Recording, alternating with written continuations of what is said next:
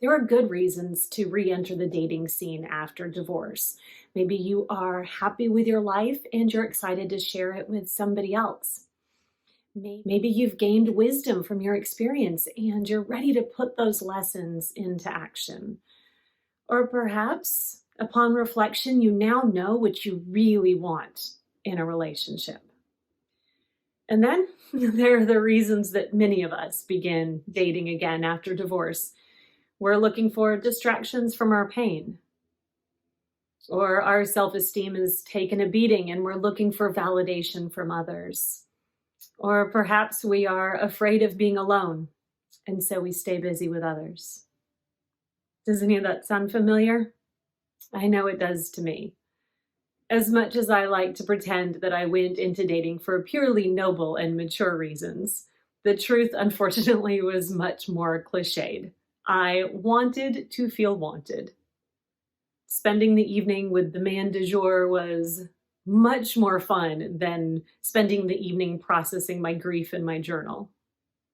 And as long as I had another date to look forward to on the horizon, well, I didn't have to worry too much about the very scary prospect that I would be alone forever. And dating did make me feel better, at least in the moment. Through the eyes of the men that I met, I began to reform the image that I had of myself. I was able to see my strengths again instead of just my brokenness. I began to feel alive again, hopeful even. But dating is not the only way, or even the best way, to achieve these outcomes. Here are 6 ways to reaffirm yourself that don't involve dating. The first is to travel somewhere alone. Traveling is amazing. Solo traveling is life-changing. So often our lives are dictated by the have-tos, by our work schedules, by the demands of our children, or when we are married, by the needs of our partners. And then there's the routine, the ruts, the habits that we get into when we are in our home space. Solo travel is at once scary and exhilarating. You don't have anybody else to depend on, but you also don't have to listen to anybody else. It's such a freeing experience and so life-affirming. The second way is to invest in your appearance. I think for most of us in the immediate aftermath of divorce, we sort of let our appearance slide. I know, and I'm a little embarrassed to admit this, I was horrified to realize at 3 months post-divorce, I had not brushed my hair, and the entire underside had turned into a knotted mess. Now, obviously, when we're dating again, we want to look good, so we put that time, that energy into our appearance. But why wait until you're dating? Make yourself look good so that you can feel good about yourself. Impress yourself. You don't need to wait for anybody else. The third way is to turn your attention towards learning a new skill or becoming an expert on a new topic.